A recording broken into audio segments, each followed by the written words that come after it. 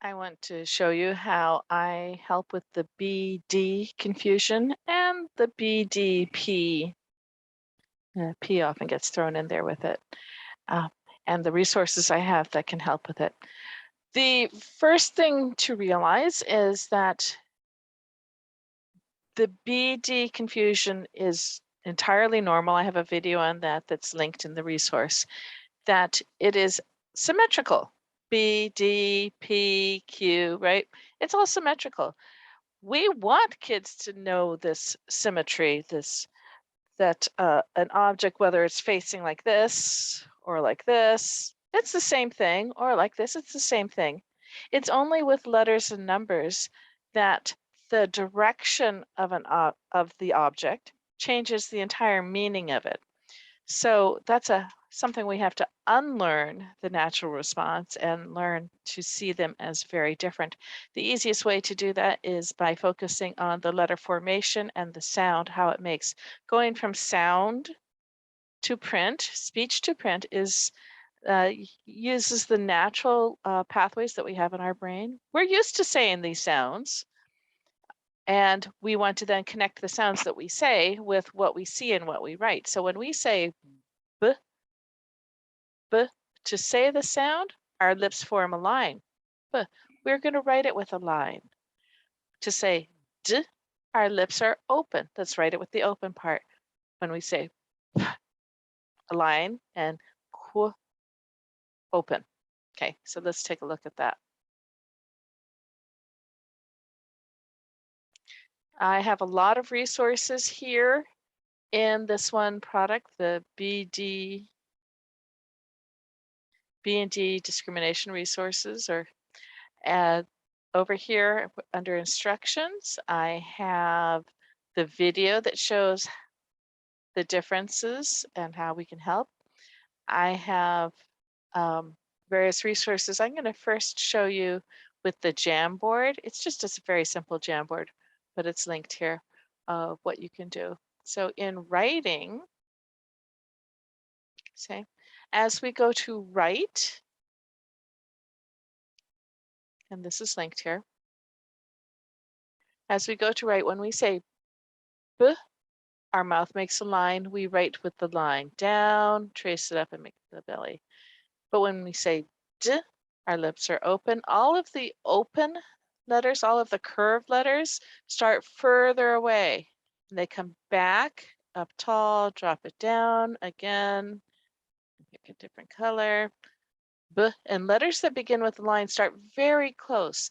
Problem is if you start there, kids get confused, like which way am I going?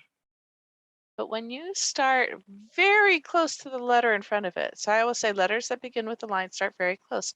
There's only one direction to make the letter. The belly has to go that way. And anything that starts with a curve starts further away. You can't do it here. So we practice all of the curved letters, the A, the C, the D, the G, even the S, the O. Anything that starts with a curve, we start further away and we go up to the midline, back to the baseline, and have tall, drop it down. So we practice that. When I then show them, as we are looking at letters, we take our little arrow and we come along. What do we hit? Do we hit the circle part or do we hit the line? If you hit the circle, make your mouth into a circle. Oh, another circle. Another circle. And then, oh, this one's the line. Which one is it? Line down. P goes down. Oh, it's a line. This line up, like a balloon goes up. Okay, and we'll go through and we can say, what I would have my students say is first go through and just notice the distinguishing marks. You know, line, line, circle, line, line, and line, line, line, line, line, circle, circle, circle, circle, circle, whatever it is, we can distinguish. We bring our eyes and our brain to focus on what made this different. So we'll say line or circle. And after we do that, then we'll go through and I'll have them say, you know, circle, D, circle, D, circle, D, line, P, line, B. And then do that for a couple of lines, and then we just go through and just say the sound of d, d, d, p, b. And I might play this as a bingo game where I'm going to say a sound, you cover it. We're going to get 5 in a row. And, and I'll say, day and bay and pay and various words and ask them to listen to the sound and they find the sound and cover it. And, or as an independent activity, I'll just ask them to match these up. Like that. Okay. And say d, and say the sound, match it up. So this is this BDP page. Here. That's this right here. Okay. I have these other things. I'll get to these. Let me show you the rest of this. In a Google Sheets, the various sheets, it's like a sheet of paper, a tablet of paper. The various sheets are along the bottom. So this is the one that says instructions. I have the bingo here, just as it is in the Jamboard, but we can do this here. And we can notice the lines and circles. And here, to move something in Google Sheets, you have to tap it so that you get the square around it. And once you get the square around it, here, there, you get the white hand and then you can move it. With the white hand, you can move it. Oh, here, this one goes here. Tap it, white hand, move it. Oh, this one starts with the circle. And we can do that. Or we can fill with the fill. So if I want to fill this, I can come up here to the fill and say, okay, all of yours will be yellow, all of mine will be green. We're going to play against each other, get 3 in a row, whatever we might do. Okay. So we have the simple bingo, like the Jamboard bingo, but here. I have a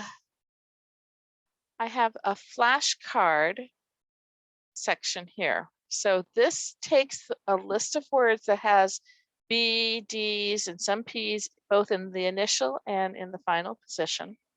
And it's just a flashcard. So you come up here to turn the cards. Now, the first time you use a product, it's going to say you have to authorize the script. And it'll say, oh my goodness, dangerous, return to safety, potential life-threatening trauma, whatever it says. You can always go and look at the script. The script is just something that does the automation. So here, so if you look at the menu here, go to extensions, go to app script.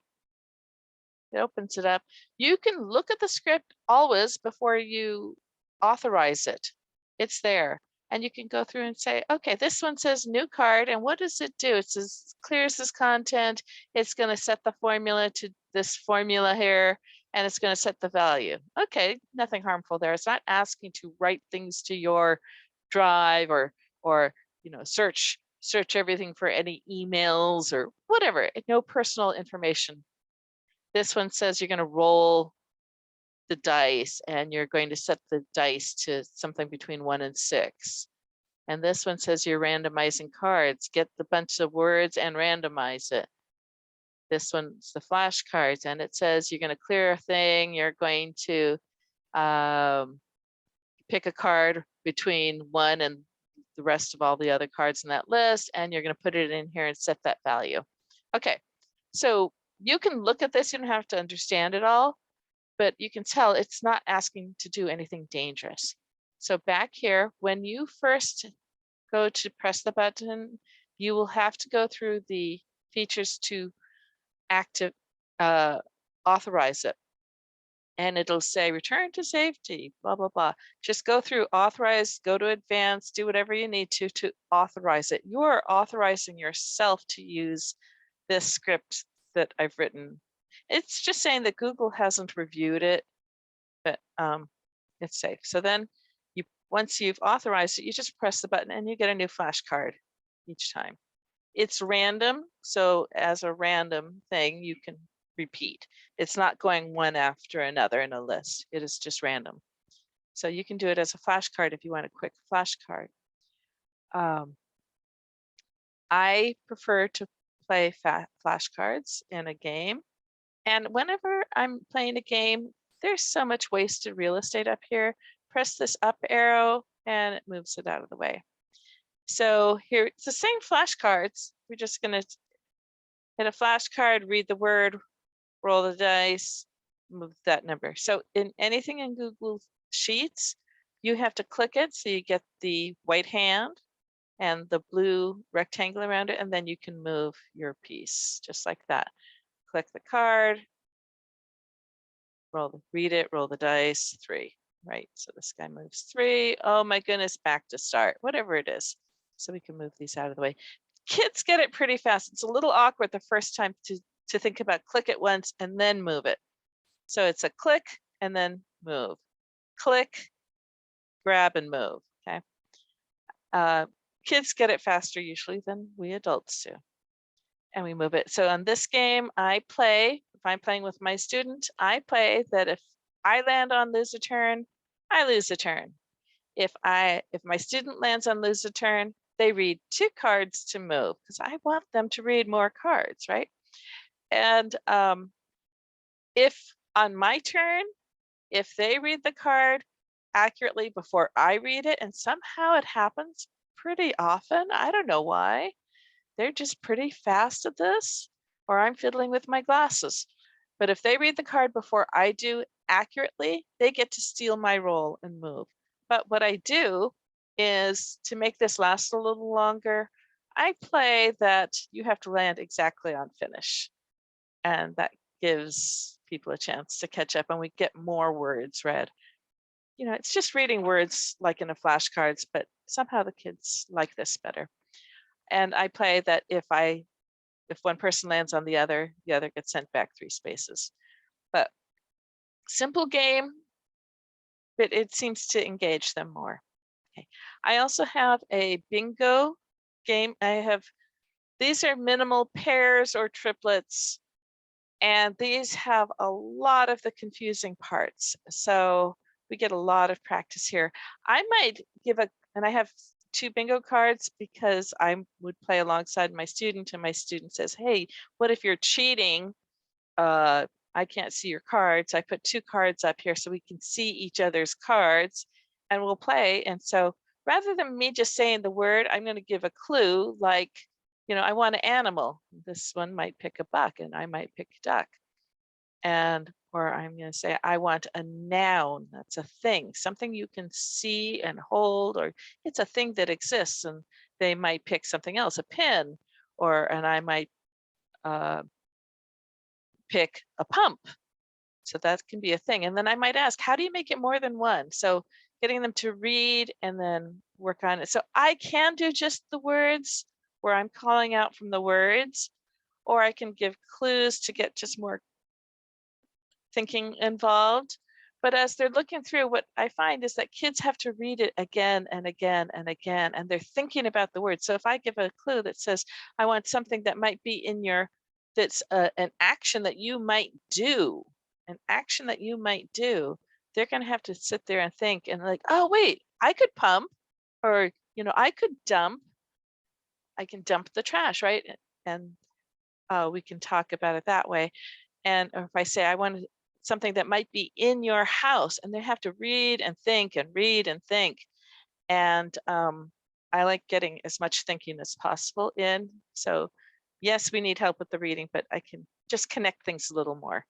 And I find that when you connect just the reading with the meaning, it solidifies faster, right? We know that happens. So we can play it as a bingo. We can play it where we use the fill to mark our choices, or I have different colored pieces that you can use to mark it. And we get a lot of reading in here and a lot of thinking, okay? So these have the minimal pairs and triplets, some of them, and a lot of the confusing letters. So we get a lot of practice with this. I also have a simple sound sort. So I could start with all of this on the side. So again, click, drag, click, drag. And it's just a sound sort, bathtub, bed, bib, belt, bell, dig, duck, dinosaur, doll, doctor, dog, ball, whatever. So we can click. So again, click, drag. And what I'll do is I'll make a copy of this file for each student I'm working with. And then I share share with that student. Now the student then cannot do the macros unless the student authorizes it, but I don't ask the student to do that because it's school computers or home computers. I don't ask them to do it. I just say, I'm going to roll, get the card and roll the dice. You move your piece, because that's something that you can do without the macros, the automation. So anyway, I have the sort here. And then I have this list here that has the list of words. And if you want to change the list of words, you can. You can say, I hate the word buck, or whatever it might be. You can change it here, or you can erase it and fill it up. So I have words that are used in the bingo games, words that are used in the for the card games where you flip the card and read it, or the flashcards. Okay. So that's all here in this one file. In addition to that, I have an Uno game here that I use in Playing Cards IO as a sort. And I have a video. There's a video demonstrating how to play it and how to upload it. So that's here. Let me just show you very quickly. So in this game, we start over, fill it, and on the first person's turn, they're looking for words with a D, and there aren't any, shucks. So you can give them another turn or be harsh. And then this one is a B, so we've got back. Oh, that's the only one. It goes to my side. Okay, fill again. Now we're looking for a D. Nope, nothing. Sorry. Or a B. We have ban. And now we're looking for a D. Oh, sorry. And we go. So we just fill and read the words. Eventually, we're going to get a P. There we go. And we read all the words and take them to the side. Anyway, so it's recall, and that shuffles it, and you can fill. So I have instructions on how to upload this into Playing Cards IO and how you can play it there. And again, you would share the code with your student and play. And now, even though I'm back in person in school, I'm still using digital games just because the material management is easier. I'm not carting around decks and decks of different cards and games. So it's just on the computer and it's easy to find. So I have this digital game for Playing Cards IO. And I have, this is one of my favorite things to do. So once we're getting going and I want to increase fluency and just make it a little easier to feel successful, I have a word chain. So the link is right here. You would just click on it. You would get a course copy yourself. I've already done that here. And in the word chain, as it's mentioned, I have all these slides, and I have a slide, if you can see on the side here, some of them have red and some of them are the same word without the red. So if you want the scaffolding, you do it as is. If you don't want the scaffolding of the colored, line for the B and circle for the D, then you would skip this slide and unskip this slide. Okay, but it would look like this. So bed, each slide is one letter or one sound different when we go through. So again, line for the B and circle for the D that you would open up. I use this, as I mentioned in the instructions on this, I use this not only for the reading, but also for my resource for phonemic manipulation. So I might say, you know, I'm looking at this, the kids have their Elkin inboxes or their letters or whatever it is they're using. And I might say, okay, your word is bin, change the I to an eh. What's the new word? Okay, say it again, ben. Now add a t to the end. What's the word? And okay, change the b to a d. I could do it where I give them a new sound, they tell me the word, or I can say, here's your boxes or your letters, and here's, you know, build the word dent. Now, what would the word be if I took away the t and then, you know, or I can say, sorry, the other way, I'd say, I want to make den. What do you have to do? And they'll tell me they have to take away the t. Okay, so now you have den. I want to make pen. Which one changes? And they can then say, oh, this one changes, and change it out. So as my resource for phonemic manipulation, or for the students to actually read. And when something happens in the brain when there's only that one sound, and they end up gaining confidence, like, oh, I just read like so many words in a very short time. It happens a lot faster with a chain. Okay, so that's included here. You have a forced copy link right here. You'll get your own copy. Here is a demo of how it's used. I also have a link to a word wall game. It's just another sort. There's so many sorts on word walls that are free, and you just use something someone else has already made. So here's one of mine on a BD sort. So the beauty of using the sorts is, you know, it just looks different. It's a different thing and seems more game-like.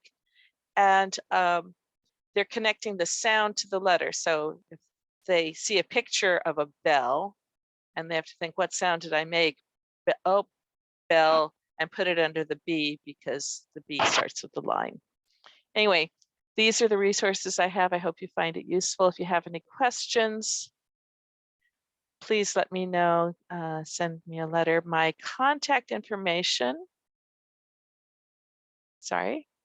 is, share it one more time. My contact information is down here in this sheet here, for email, my website, and my YouTube channel. And please go back and check. I have other resources in TPT, and there will be more coming. So thank you very much.